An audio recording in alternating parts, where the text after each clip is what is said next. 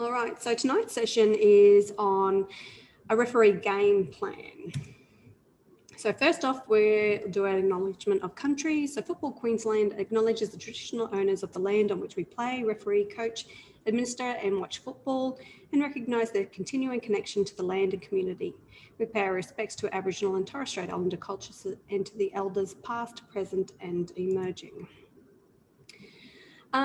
General business is really short. Only one person asked in regards to how to deal with the technical area, and in the group discussion we may actually cover this, and hopefully that'll come out in the group discussions afterwards. So we'll probably just focus on the referee game plan, and hopefully they'll get some answers into ways that we could potentially manage the technical area. But don't forget, this is also covered in Law 12 in when a technical area should be warned, cautioned and sent off. And it's really important that we do aware of the type of behaviour that is happening on the technical area and that we deal with it. All right. So tonight's aim is understanding the importance of having a game plan to control the match, learning to anticipate problems and using a range of strategies to confidently manage the game. So having a game plan is all about helping you to perform to the best of your ability. So what kind of situations would we be looking at to having a game plan strategy? Well, I've done this little montage to try and get you into the mood for tonight.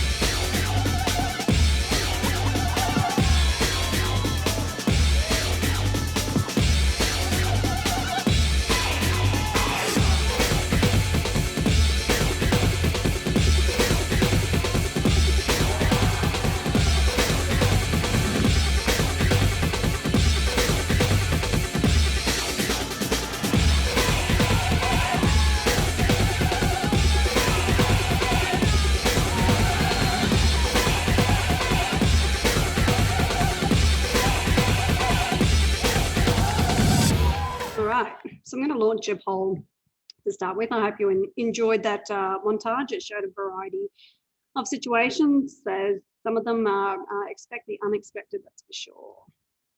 Okay. So when you receive your appointment, what do you need to consider about the two teams you're going to referee? So A, nothing. Utilising platforms such as Huddle, YouTube, NPL TV, etc. Ask other referees, maybe at training. Or B and C, which is utilising the platforms and asking your peers. All right, it's really good to see that actually no one said nothing. I thought we might get a few.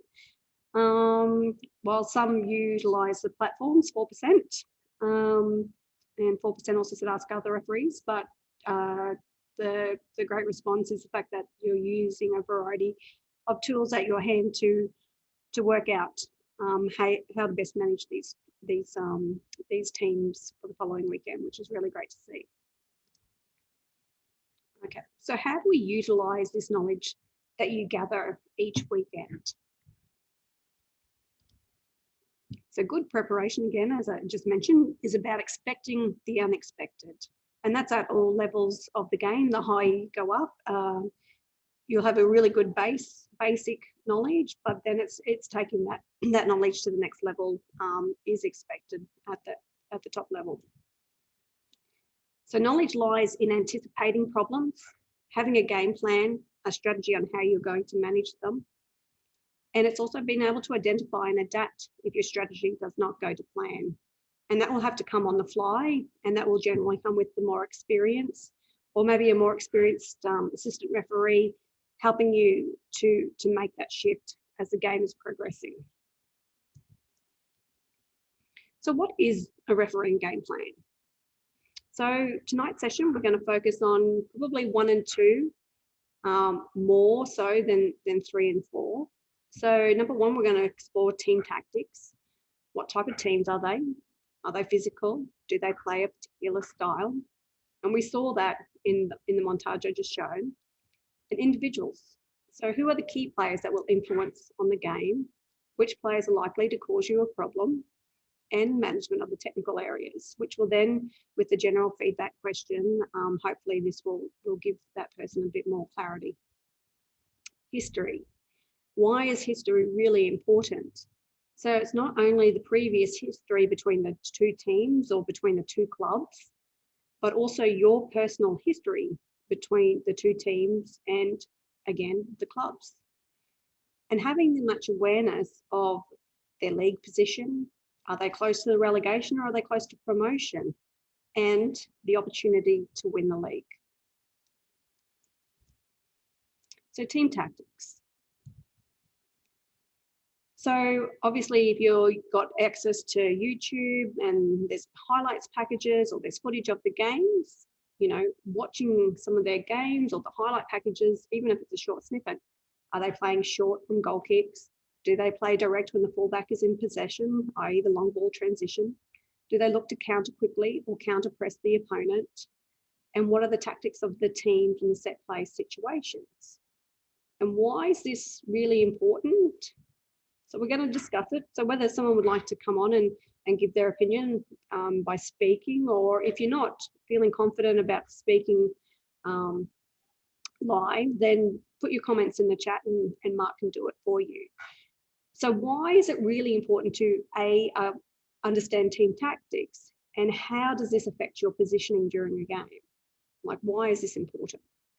Hey everyone, I don't know if I'd describe myself as a gunner positioning, because that just sounds a little bit big-headed to me. Sorry, I've actually just walked in. I'm just going to read this screen real quick. But yeah, I think a lot of what I've been focusing on the last month has been that attacking press and for the goal kicks, and learning to recognize those situations, and then just being able to find an exit strategy that works for me if I need to get out and move when the ball goes upfield. Right. What about anyone else in the Cairns room that maybe have a different tactic in regards to their positioning? Jackie, this is Misu. Can I say something about it? Of course. So team technique, if we, if we know about the team technique, So what player key points and key players who is, and maybe we can reading the match and we can prepare for the anticipation. Yep. So I think that this is a key point, reading the match anticipation, if we know about the team technique. Perfect. So where the ball going and where is the ball coming from, the defender, or left side, right side, or long ball or short ball. So I think this is it. Yeah, we can reading the match, easier reading the match. Perfect. And that's exactly right. The more that we understand the team tactics, the more that we can read the play and try and be ahead of it. It means we can go into more of a high line press if that's available to us in the game. It makes us more aware of the playing channels and to be avoiding them and hopefully not get hit by play. All right, let's move on to the next one. So now we're, Misa kind of touched a bit on it in regards to individuals. So who are the key players that will have an influence on the game? Which players are likely to cause you a problem? And how is the behaviour of the head coach and the technical area staff? So again, hopefully we get another, at least one or two people wanting to talk about in regards to key players and problem players, and the influence maybe the technical area can have onto the field at the time. So what is your strategy to effectively manage these players and the technical area staff? Or maybe someone that's come through the ranks from a junior, and how have you had to adapt to senior football? Jackie, Darren here from CQ. Hey, Darren. How you doing? Sorry, I'm watching a Premier League game tonight at the moment, so sorry about the background noise. No worries. Just a bit of a positive as well with this. Before I'll just get on my soapbox for a minute. I've got an all-female team on a Premier League game tonight, so it's Awesome. good. So anyway, for me, it's go hard and go early. If the coach wants to, don't give them too much of a rope. The old adage of walking a dog. So I don't mean that derogatively towards anyone, but if you pull on that choker chain early, they learn to be by your side and behave. But if you let it go, they think that that's the standard and they'll let it keep going. So for me, it's go hard and go early, particularly with those players and the technical area. Yeah. All right. Does anyone else have a different strategy?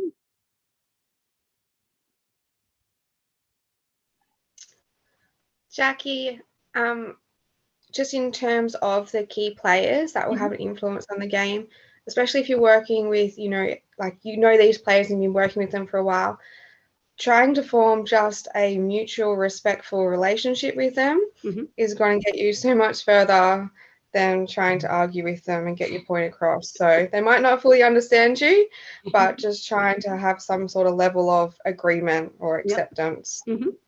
Perfect. All right. Anyone else in regards to maybe what about players that potentially could cause you a problem?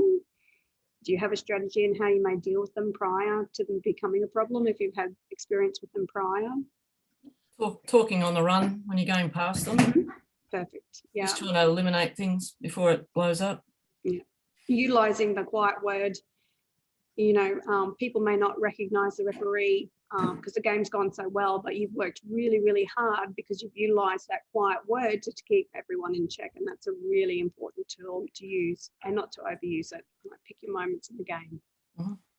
Jackie, one of the things that can be useful, especially for the younger referees, is that if the AR1 in particular introduces herself to the team officials before kickoff and outline the brief expectations on substitutions, etc., it can help to break the ice. Yeah. Another good tool is also if you've got the privilege to be able to warm up prior to a match and the teams are warming up, and taking that opportunity to talk to you and go introduce yourself to the coach and check out and make sure that the skins and no one's cut their socks, and kind of observing all that type of stuff and how the players are interacting with each other can also be beneficial as well. Okay, history. Oh, Jackie, can I just say one extra? Yeah, sure. Check in on that.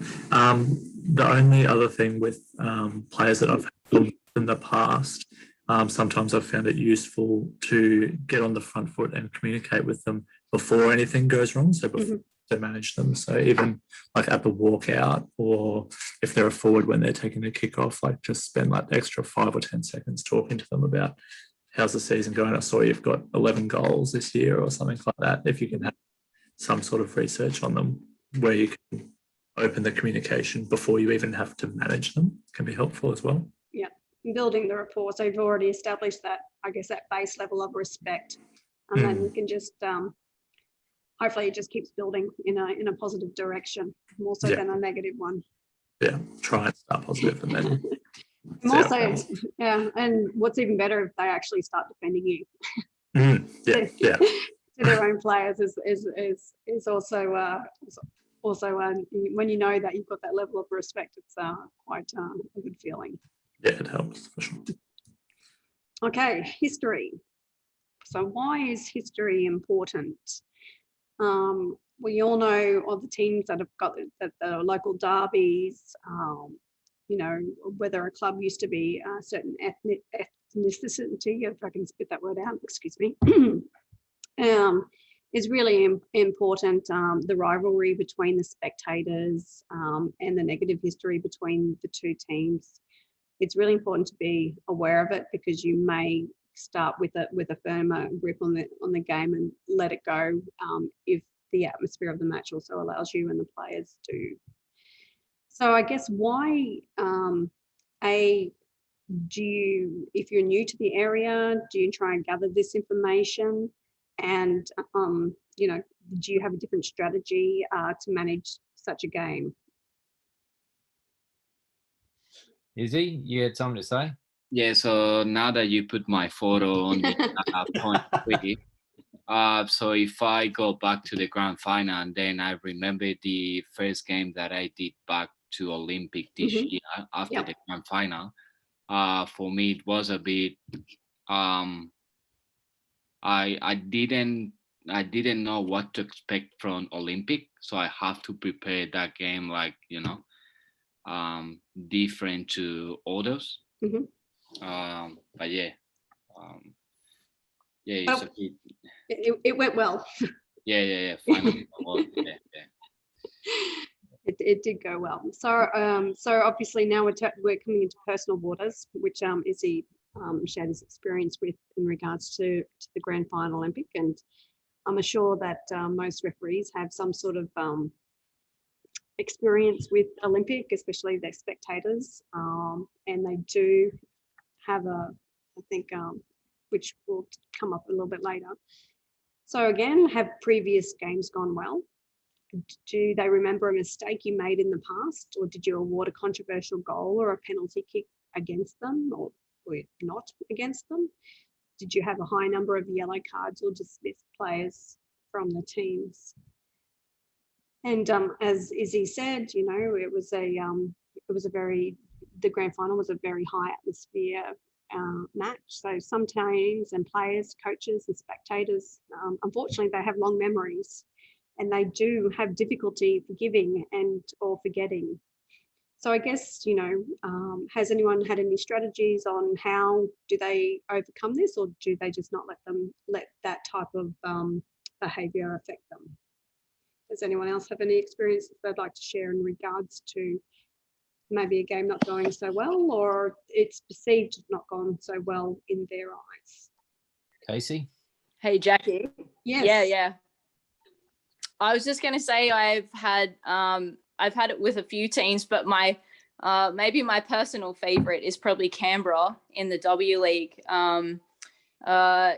And it actually stems back to like the first season of the W League. I think it was my second game. I sent off their captain or something, and they just never forgot about it. And every time I go there, they've given me grief. They all know my name and they like to shout it a lot. So, but in terms of strategies, you know, what's really worked for me this season is a change of haircut. They didn't even realize it was me. So they were much kinder to me then.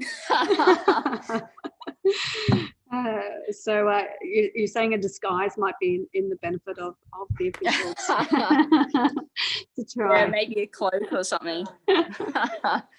Yes, Ray does speak fondly of you in the FQ office in regards to maybe a particular semi-final in which he was coaching Canberra. So yes, even people in FQ staff also have long memories when it comes to refereeing decisions, that's for sure.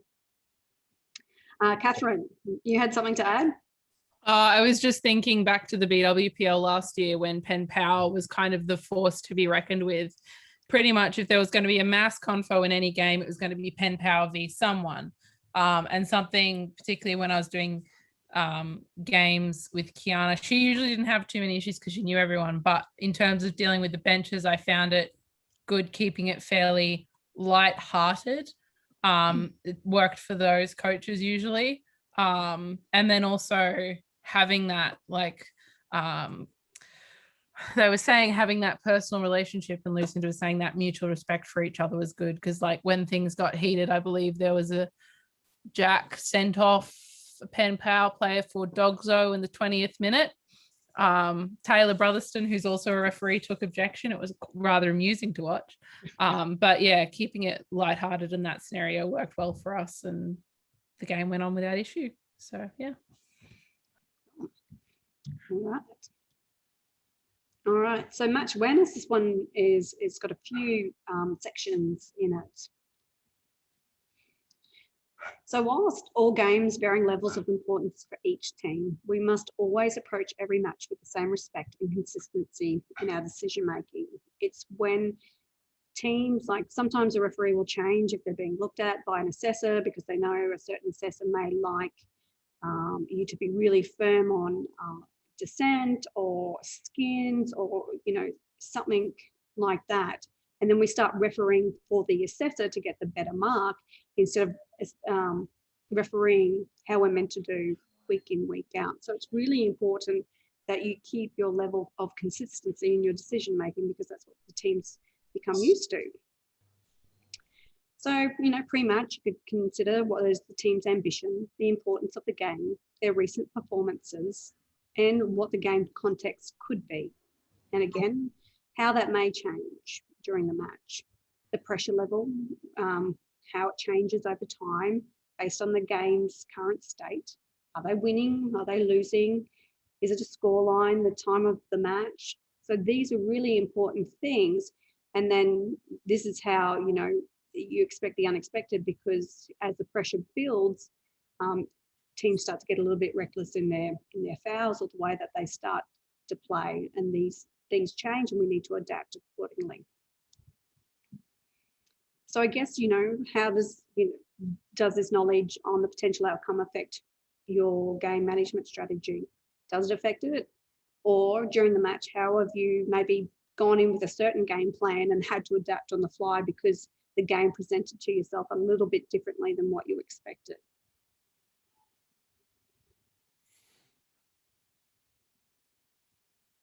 Sometimes we think we go into a game thinking it's going to be really, really a tough event, and then it ends up being a bit of a walk in the park, and then the teams that we expect it to go fairly cruisy ends up being World War III, and you had no idea that that was going to come. Or your first half could go quite smoothly, and then the second half is really quite tough, and the reverse. So how do you, I guess, adapt at the time? Yo, how are we? Good. So yeah, an example match I had was a QPL2 game. It was a top v bottom game. I think it was Grange and Coomera. Obviously, I did ask a few of my peers of the team tactics of both teams and the past results. I was expecting one team to dominate. However, throughout the game, the actual bottom team did press and dominate. And my game plan was to obviously make sure my ARs as well to stay on their toes, and I was just to make sure to stay obviously because the team who was on the bottom were leading. So obviously I adapted to the intensity of the game, and also ensure everyone on the team is staying switched on. All right. And I guess, did it change at all, or just what did the final score end up being? The top team won 3-2, which was very unexpected. Fair enough. What about you, Brad? Did you have some interesting experiences with FQPL2 as well? I have one there, Jackie. Mhm. I've had a few games in recent times that there's a pattern of sort of a behaviour. You may be dealing with a captain of a team that is rather combative, and that resonates through the team. It has a massive influence, and that was you have to really be very careful of your own state of mind, where you are not rattled by, that you've got a job to do, and to remain consistent in what you're trying to achieve, even when things are seemingly getting more out of control. So I think that there's a psychological thing here about remaining vigilant and keeping that consistency and negating those sorts of negative influences on the game. And I've had a couple of instances where that has come into light. You can come off a particular strong game where everything just goes according to plan as a dream. The next game, you've really got to, be very vigilant. So I think that that's probably the thing that I've learned. Awesome. Thanks, Anthony. That was really great. Can you guys hear me now? Yes, Brad. Great. Awesome. Thank you. Sorry, I think my mic's broke on my bloody headphones. Yeah, so I've had plenty of interesting experiences in QPL2, that's for sure. I'll go to the game I had last night, where it was Caboolture versus Taringa, so first versus second. And going into the game, I had a look at the players and the obviously their position on the table and the points separating them and the players of interest in both teams. And it didn't turn out exactly as I thought, because there was a particular player on Caboolture that everyone is aware of that does a few interesting challenges. And but I also had noticed he is also one who receives a lot of those challenges as well. And it turned out he received a pretty hefty challenge in the first half that ended up in a red card for the offending player from Taringa. And this pretty much set the rest of the game at that level. It was like, okay, this is what they're going to do. And they calmed down probably about 10, 15 minutes later. But yeah, I wasn't expecting Taringa to come out and challenge in such a way. And that definitely was like, oh shit, okay. I probably should pay attention to this more or try to deal with them. And I attempted to manage it with the captain, and he seemed to calm everyone else down, because Taringa's captain seems pretty consistent. But yeah, it was definitely an interesting thing. I didn't expect it to happen the other way from what I actually expected. Yes, and it has a way of surprising us, and that's the beauty of the game. All right, so match balance, which is obviously our theme for this year. So finding balance between applying the laws of the game and what football expects requires different mentalities, and when we need to apply those mentalities. So the laws are, not only are the laws of the game black and white, they're also grey and flexible, and they're also colourful. So how do we break that down? So the reason we're going to explore this a little bit more is that we're having referees give us feedback in regards to, I didn't give a yellow card because this is what football expects. So I kind of want to stop using that as an excuse and for us to actually do our job as expected. So what is black and white? So we're going to explore a few ground rules. So these for us are non-negotiable. A reckless tackle is not manageable, and it's always a yellow card. Excessive force and violent conduct is always a red card. And we must protect the image of the game and the safety of the player. And I expect you to consistently apply the FQ refereeing standards, and that is the coaching that we do once a month. We say a player leaves the ground and makes contact with the player, whether it's 1 foot or 2 foot, we expect them to go. Sometimes we're seeing no cards given, and this is just not acceptable. Hopefully that was quite clear. So what is grey and flexible? So what can we actually manage? So tackles that fall between careless and reckless. So we're talking about low reckless or high careless. These are the type of challenges that we may not be quite ready to say, yeah, I'm going to set my yellow card at this level. So that might be a public warning. Distinguishing between frustration and dissent. And, you know, obviously clear and audible dissent, that is to everyone. We don't expect you to manage that. We expect a yellow card. But a player that is clearly frustrated, we may have missed a challenge on them and they're very frustrated and they're quite angry at you because we may have missed something, then that is frustration. And that's when we need to take a breath and explain to the player, I missed that, or we missed that, especially if it happens in the ARs area, sort of thing. So, and maybe just even try and build that rapport. Who was the player that did that? And they'll tell you. So, you know, you need to keep an eye on that player as well. And if those two players come together, then you need to have close proximity and presence to manage it, because he may retaliate or she may retaliate in that regard. So again, understanding what is frustration and what is dissent is really important tool for a referee. And of course, using the captains to control their teammates and applying the steps theory. And as Anthony just alluded to before, sometimes the captain isn't our best ally on the field. Sometimes they're just wearing a captain's band, but actually have no influence. So you might have to go through a different player who is actually the person that is respected on the field. So it's just also having that awareness as a referee and using the players to the best of your ability to help manage and control the match. So second yellow cards and technical breaches in the laws of the game. So this is kind of where you can manage the game unless it is clear and obvious to everyone. So dissent, if it's one-on-one, like, oh, bloody hell, ref, or something, and only you hear it, you might just have a little bit of a quiet word, as Fiona said. Delaying the restart, if we've got close proximity and presence and manage and get them out of there, then we don't need to caution for that. Failing to respect the required distance, again, if we can be proactive in this area, we can always avoid this technical breach in law. Excessive goal celebration, get in there early, and again, borderline careless and reckless tackle. Now, if someone's already on a yellow card and they do one of these things, and maybe we haven't managed the situation, maybe we haven't been there to get them out of there, then that onus is also on us. And is it a strong yellow card to send someone from the game? Clear reckless, no issues. Clear audible dissent, no issues for a second yellow card. That's an easy sell.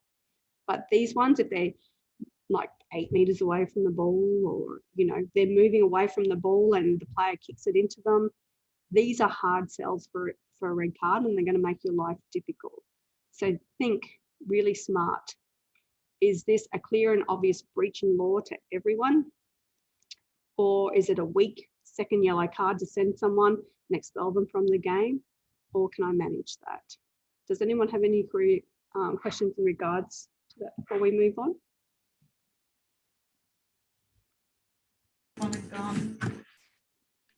Can I just say one thing as well with Yep. very flexible? Could it sometimes apply also to a first caution in the match as well? Like it can help you set up the match if your first caution isn't a weak caution. Like if you are able to maybe manage some of these ones. Yeah. So you don't have a questionable first caution in the match. Yeah. Your first yellow card should pack a punch. It should really set a standard that anything above this will be dealt with. Anything below, depending on how the atmosphere or the match changes, it's really important sort of thing. So for me, your first yellow card must set a clear standard of what you're not willing to accept in that match. And then again, you're going to have to be able to sell that decision. You know, use your presence, use your body language, use your personality, sort of thing. We're not robots, and like I said, yellow card, it needs to have impact. Okay. So what we mean by being colourful and personality. So of course, as we've touched on by various people, is building that trust and having that level of integrity is really, really important. And you do not compromise on your integrity whatsoever when it comes to refereeing. It's really important that you yourself need to find balance between applying the law and what football expects. It's going to probably change for people depending on their levels of experience of that balance, and it's always a work in progress. There is no such thing as everything always going to plan. Also knowing when to intervene, like last month's coaching was when to insert yourself into the match and when to let it flow. So that's a really important skill, and again, that comes with experience. And a big thing, using your personality and communicating with players.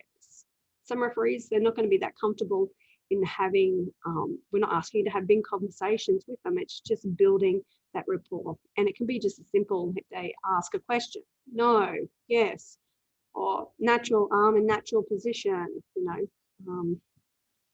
ball to hand sort of thing. Just even if you use lawful terms, you're starting to have that conversation.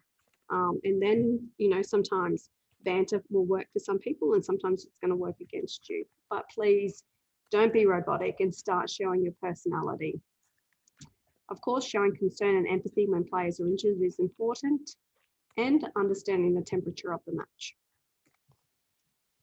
Okay, so we're going to explore what temperature of the match can be. So we can see it's really nice, it's going cruisy, and then all of a sudden we've got a FQPL2, we've given a free kick and it's just kicked off, and we've got a melee, we've got mass confrontation, sort of thing. So depending on what type of foul it is, in a low match, it might just be a free kick. The same situation in a high atmosphere game could be like a borderline careless, reckless. We've decided to manage it here, but in a high tempo match, we might be saying that is a direct free kick, yellow card, or a free kick and yellow card, depending on where it occurs on the field. So it's really important that the way that you officiate a match will change, whether it's a low atmosphere match to a high. Okay, so who's refereed a high match tempo and like to talk about how your management style has changed as the game has gone into a high tempo match? Or maybe it started high tempo and your management style managed to come back to a normal level. I feel like Casey is prime person with her photo right there. It's foreshadowing the situation. Right, Casey? I think that when the tempo is really high on the match, I probably have a tendency to try to lift my performance as well. And whether that's getting closer to play, whether that's being really vigilant on contact and making sure that like every free kick that I give is correct. And like Zach was talking about before, about making the first caution count. I think yeah, high tempo matches referees need to lift as well, and that's in positioning, that's in your management, that's in everything. Okay. All right. So some of your management style changes may be a minimal application of advantage, stronger use of your whistle and body language, as Casey alluded to, closer proximity and presence, especially with players that may cause you issues. Of course, warn players in a more open and public way, discipline players in a stricter accordance with the laws of the game, and dealing quickly with acts of dissent. Don't let the players manage you, you manage the players. All right, Ben.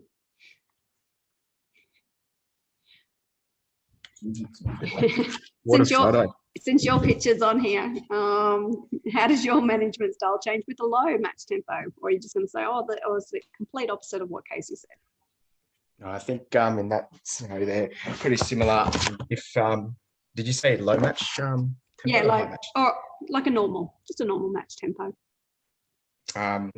I'd definitely maintain close proximity and presence with everything, but obviously at the same time try not to get involved with too much if it's a low to medium intensity game. However, if it does, if the intensity of the game lifts, I will use project my voice as much as possible, and also using discrete signals, and obviously talking to the players, communicating to the players as much as possible, letting them know you're there, such as easy, nothing silly, be smart. Cues such as those obviously help the players that you're there. Fair enough. Okay. So, your management style may change. You may use your whistle less. Obviously, you're going to be a lot more relaxed and have a calm disposition. If players are behaving well and disciplined, you can allow the game to flow as much as possible. Again, you may be utilising the quiet word instead of having to make big public displays. Be more open and friendly towards the players. And during a low level match, you will be working on strengthening other aspects of your game, positioning, player rapport, match management techniques, but of course still keeping 100% focused on the game at hand. All right, we're just about to go into our breakout rooms. Yay, you get to do some talking instead of having to listen to me for a change. Okay, so you would have received 3 clips. So depending on your assigned breakout room will be the clip that you'll watch. So looking at the time now, we'll spend approximately 18 minutes going through the clip, watching it, and basically just trying to have a grasp of what are the team tactics. Are they physical? Do they play a particular style? Who are the key players? Which players are likely to cause you problems? The management of the technical areas, also taking into, are they trying to delay the restart of play? Are they doing a certain thing on corner kicks? Are attackers, are they skillful? Are they over exerting, I guess, or overacting the type of contact that is occurring onto them, sort of things. So all sorts of different things are happening in these clips. And it's really important that you don't focus on the referee decision making. However, you may consider the strategy that they're applying at the time. Again, it's just focusing on the team and the team tactics and creating a referee plan on how you would manage if these type of situations occurred in your match. Okay, so first of all, we'll discuss clip 1. So that was group 1 and 4 was the Martin clip. So I guess we'll start with group 1. What was your thoughts in regards to the match? Or what would your match plan look like? What was the consensus from the group? For this game, right out, the 5th minute, there was a reckless challenge, and that was the first caution, I'm pretty sure, or in the clip it was. So I think that set up a mark that he was going to give as for the game. But throughout the whole game, I don't think that caution really meant anything to the other players, as you can, if you've watched the huddle clips or if you watched it, there was a lot of cards in that match, a lot of cautions. I think the tempo of the game was really high, and he played a lot of advantages, not trying to, there's a lot of, players are going into challenges at 100 kilometers an hour. Can we try and, prevent this one way or another, so you got to change your refereeing a little bit, maybe lower your bar a bit, you reset it to a medium bar, low medium, to just to try and cool it down a bit, maybe even at goal kicks, just let the keeper take an extra few seconds just to cool down, slow the game down. But I feel like another referee made a comment in our group that the intensity was really high, and the referee didn't adapt to it. He just rode the game, and fouled there, yellow card for you because it was reckless, instead of trying to manage it and thinking a little bit more how can I avoid this. and maybe in pre-match, because was it Redlands number 6 with the pink, maybe the captain. He was definitely going into challenges a bit faster. So maybe that's something he could pass on to another referee for another match. So do you or think maybe, do you think the captain was an asset to you, or do you think he was a hindrance? oh, he's a hindrance. Personally, just because you're a captain, in my opinion, doesn't mean anything really. You can just call heads or tails. I tend to just look for players, other referees, and I get them to help out. Because captain's just they're captain in a team, somewhat. But yeah, that was our main points on his game. You need to adapt and analyze the game so it doesn't turn to crap or serious injuries can happen, I guess. Yeah. Group 4. Who is going to speak on? I volunteered to take notes, so I've got to speak. Well done, Nick. Essentially, what we spoke the most about at the start was identifying the way that the two teams play, which Oliver touched on. It's a bit different. They're not teams that are expecting the same fouls, and they're definitely not teams that are fouling at the same level. Redlands played a lot more physically, and East tried to play more talent. Martin tried to manage situations where he could by either applying advantage or, one situation not showing the yellow card and trying to calm the player down, pull them to the side, kind of set the expectation. But obviously it didn't work, and you can see that from what happens later in the match. But to talk about individuals as well as the teams, like, as you guys said, like the Redlands captain is a hindrance. He's not going to be much help at this point, especially in the second half. But the East, he's not there. Yeah, it's a bit of crazy on that one. But it's a good double yellow for sure. But like the East captain, who, Martin obviously didn't award a couple of fouls either for advantage or not. He did make the point to go over to him and help him up in one of those situations. So I think that was probably a good selection of what captain can help you or what player on the field really, because sometimes, like we said, the captains don't really help in general. What player on the field can help you, and I think that having that East captain there, helping him up even though he didn't give him the foul, probably shows a bit of experience. But in order to keep number 6 from Redlands, in the same corner, he's not going to be able to talk to him and manage him in that way. It's got to be a bit more strict. It's got to be a harder conversation with him for one of the first challenges and setting the tone early. Otherwise, we'll have what happened. So, yeah. Okay. And were the teams playing the same style of football, or were they playing different? No, I mean, like East, essentially for me, they're trying to attack the wings. They're trying to exploit little areas that they can get past, but Redlands seem to just want to run straight at them. They want to play a physical game, and East aren't really about it in terms of the way this match goes. There's a few challenges that East definitely let go that probably their coach wouldn't expect, I would imagine, but you can tell that Redlands' game plan is to go out and attack the other team as well as attack the ball. So it's not very similar play styles, and I guess the best way to referee would be to adapt to both of them. And if one's playing harder than the other, then manage the captains differently or manage those players differently based on those things. Yeah. Does anyone else have anything to add to clip 1?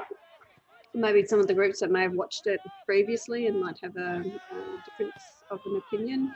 I mean, I found East 23 quite an interesting player in the way that he plays, the way that he sometimes rides the contact, sometimes the way he may overact the contact, but he was a player that did like the ball at his feet, sort of thing. So, and he was quite skillful, maybe producing something from nothing. So that's also managing his expectations, plus how it is in accordance to the laws of the game as well. Okay.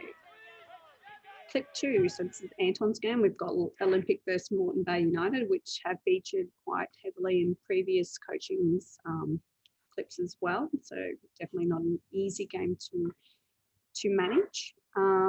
So this would be Group 2 and Group 5. Group 2, would you like to start the conversation off? We were lucky. We had a great group. So thanks to Zach and Ben for providing a great deal of the input, and Avril as well.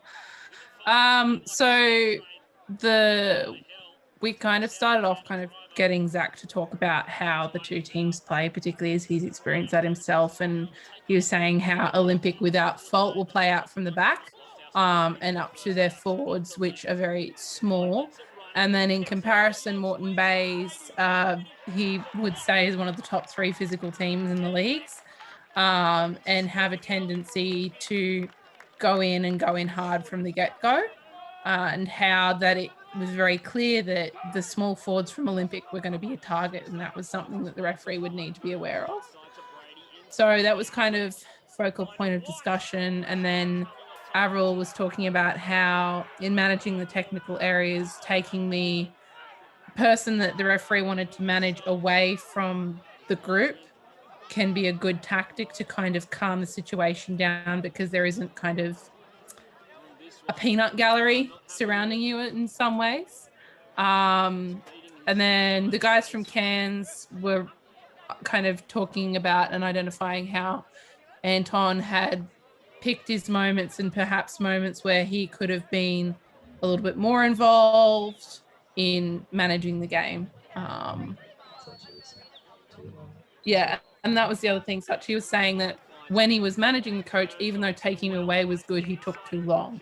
And that taking too long can kind of give too much time and the pot will boil over. Frustration. Yeah, frustration. Yeah. Okay. Group 5, do you have anything to add to that? I'm sure Mackenzie will. Yeah, I'll go on. So I think just to start, the way this game is played, I think, is in an expected fashion. So what I mean by that is we know Moreton Bay will look to break down and press against Olympic and cut down the space. We know, as Zach said, the Olympic play out from the back. We know Jez will be targeted. We know whenever there's trouble, Chris Marr will be in the middle of it, and he tends to set the tempo for his team. So I think in that way, if you were to look at how these two teams play week in, week out, this is exactly how you would expect it to be. And in looking at it that way, it's a game you can be very well prepared for. So I think the takeaway for me is, you're almost lucky when you get games like this, not in that it's a very difficult game to referee, but that you have the potential to come in with a really strong game plan and try and execute from the get-go. And it looked to me like Anton had a game plan. Like, you could see he tried to manage Chris. He tried to manage the technical area. He identified correctly that Jez was targeted and managed the players who were infringing against him.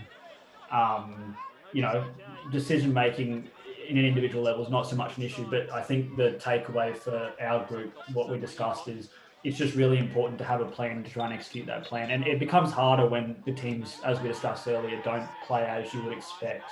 But I think in this instance, we're lucky in the sense that they did. So that was kind of what we discussed. The other key point, I like to, in particular this clip, is Anton has a different style to a lot of referees. And I think it's important to remember that there's not always one correct decision when we're looking at those grey areas. For example, I said the way I would deal with a technical area would probably be different to Anton, but I don't think either of us would be incorrect. I'd probably look to caution there without a doubt. And that's just a difference in management techniques. It's one of those ones where experience might take you one way or lack of experience might take it the other. But it's important to have a game plan and try and execute and be consistent. And I think that's what our takeaway was as a group. Perfect. All right.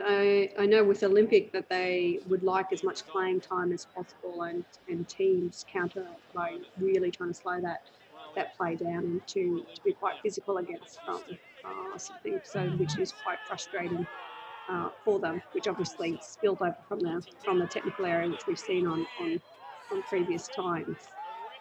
Okay, does anyone else have anything in regards to maybe something that they saw, if they saw the clips better, or they've seen them on Huddle? No? All right, clip 3.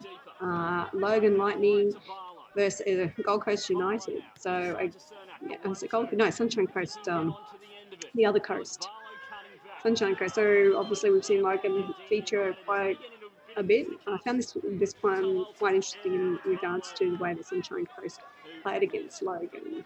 All right, so we've got groups 3 and 6. Group 3, do we have a spokesperson? I'm tempted to throw Jay under the bus on this one. Yeah, you would. Logan versus Wanderers. So when we discussed it, we didn't really look at previous history so much in this one. We sort of looked at what happened throughout the game and how the ref team would adapt their game plan to suit the match as it went. So there was a few things that got pointed out. So there was, as free kicks were given, there was a number of players appealing, hands up in the air, not really dissent, but it was, you could tell they were doing it. And eventually they cross the line and get correctly cautioned for dissent later in the game. So that thing about identifying what's frustration, what's dissent, can you deal with them? Do you have to caution them straight away? Probably not. And I thought that was good how Rebecca, I guess, cautioned them when they had to really be cautioned, because it was quite obvious when that pen shout happened. Another thing was there was a lot of late challenges, particularly in front of the ARs.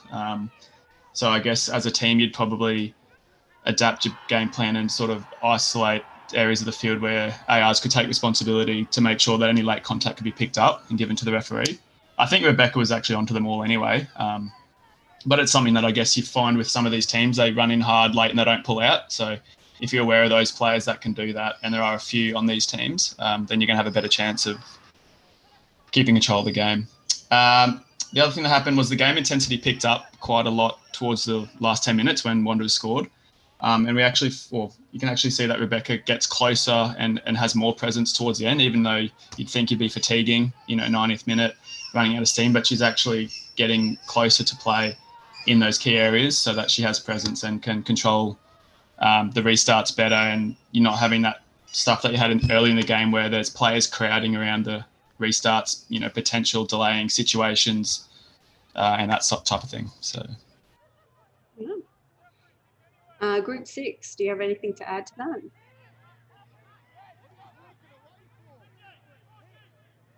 Jack? I think John is taking the notes for this one. I'll go. So, one of the main things we were talking about is the long balls from Logan. So you have to be sort of aware when they play it long, you're on the front foot. Another one that we recognized was the late challenges. As Jay said, the reckless challenges. We discussed how the referee dealt with those challenges. So in some instances, the referee was a bit further away and issued the sanction from a shorter distance versus longer distance. And we discussed the situations where that might be useful or not so useful. So obviously in a game such as this, where the tensions were a bit higher, maybe being closer and getting in a bit faster in some situations might have been helpful. Yeah, and as Jay said, like keeping an eye on when the match is coming to an end, especially in that corner of the cursed corner, as we've seen the last couple of weeks, and making sure the referee is close by for that. Did anyone discuss the press from Sunshine Coast Wanderers?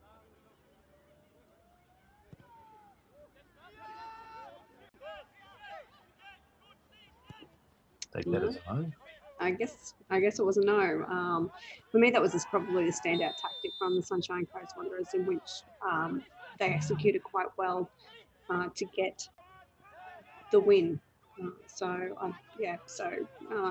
Logan played, as we mentioned, there was a long ball transition, but for those, you may just want to go back and watch to see how heavy the press was, and it wasn't just onto the goalkeeper. They pressed quite from the halfway when Logan were in possession of the ball, and that's how they ended up with the winning goal for them. So just something to keep in mind. So I'm going to get Zach to talk. We're going to watch this clip. So exactly kind of how is executing a strategy, or what does that look like? So I'm going to play a clip, and hopefully Zach is still online, and I want him to give a bit of insight after we finish watching it.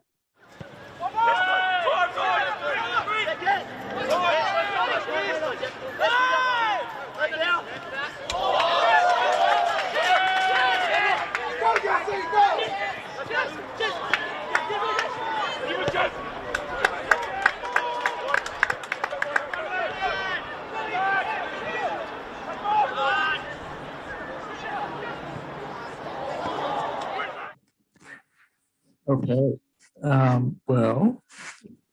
It's probably easiest. We've had a lot of things talked about how Jez Lofthouse and Psaros and Daniel Leck are all skillful players. So it probably really comes back to our team talk and our instructions at the start of the match.